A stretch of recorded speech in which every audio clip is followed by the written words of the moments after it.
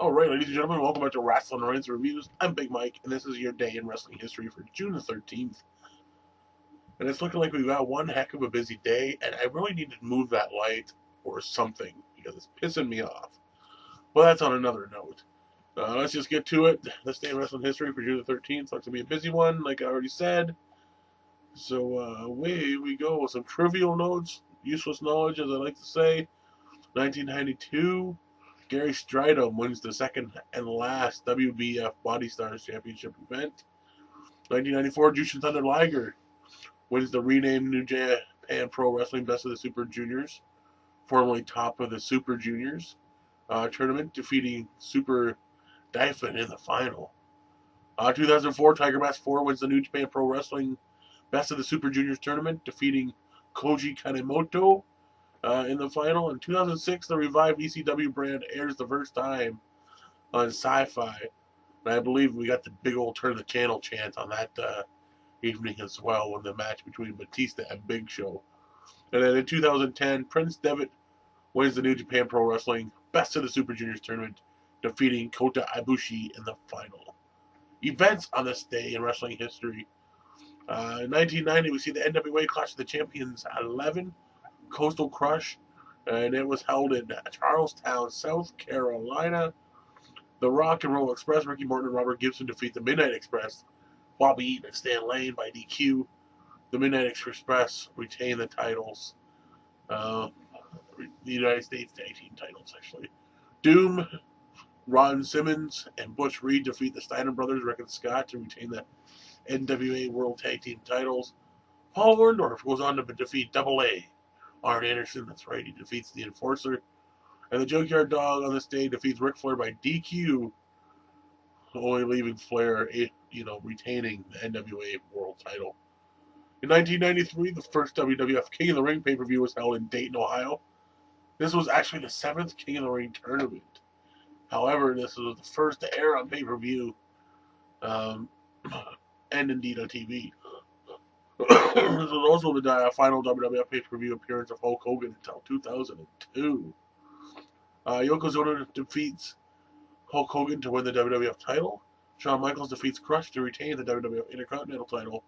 Bret Hart wins the King of the Ring tournament, defeating Bam Bam Bigelow in the final. And I remember that match. That was an epic match, really. Some good stuff. 1999, WCW's Great American Bash was held in Baltimore, Maryland. Ric Flair defeats Roddy Piper by DQ to become president of WCW. Sorry, folks, still battling the dealies with the sinuses and shit. Rick Steiner defeats Sting in a Falls Count Anywhere match. The Jersey Triad, Chris Kanyon and Diamond Dallas Page, defeat Chris Benoit and Perry Saturn to win the WCW World Tag Team titles. And Kevin Nash defeats Randy Savage by DQ to retain the WCW World title. And then in 2004, we see WWE hold their pay-per-view Bad Blood, which was a Raw exclusive event, and it was also held in Columbus, Ohio. Chris Benoit and Edge defeat La Resistance, Sylvain Grenier and Robert Conway by DQ. La Resistance, however, retain the World Tag Team titles. Randy Orton defeats Shelton Benjamin to retain the Intercontinental title. Trish Stratus defeats Victoria, Lita, and Gail Kim in a fatal four-way match to win the WWE Women's title. Eugene defeats Jonathan Coachman. Chris Benoit defeats Kane to retain the World Heavyweight title. And Triple H defeats Shawn Michaels in a Hell in a Cell match. Bad Blood 04? Well, not too bad on paper, does it? Not bad at all. Title changes for this day in wrestling history. 1960, we see Tony Bourne defeat Bill Curry to win the vacant Texas Brass Knuckle title. 1977, Carl Cox and Jerry Oates defeat the Medics 1 and 2. What a tag team title. Or a tag team name, you know? Hey, we're the Medics. I'm Medic 1. This is my brother Medic 2. Right on. But anyways, Carl Cox and Jerry Oates beat the Medics to win the TSW United States Tag Team titles. 1983, Tiger Mask defeats Fishman to win the WWF Junior Heavyweight title. 2003, Hiroshi Tanahashi and Yutaka Yoshi defeat Shoten, which is Masahiro Chono, and Hiroyoshi Tenzin to win the IWGP Tag Team titles.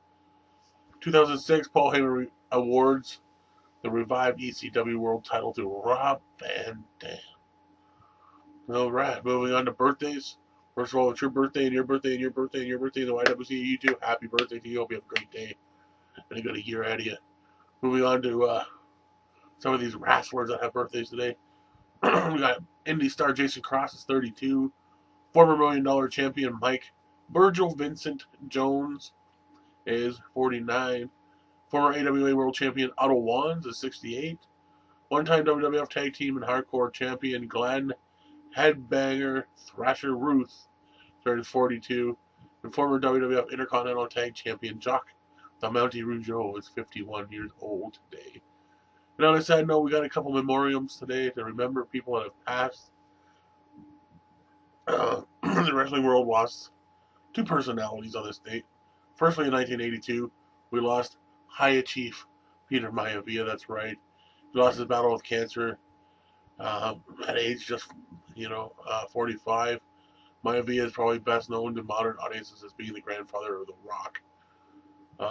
And then just 2 years ago, 2009, Japanese superstar, I'm sure you've heard him a few times on this day in wrestling history, Mitsuharu Misawa died of a suspected spinal cord injury sustained in a ring at the age of 46.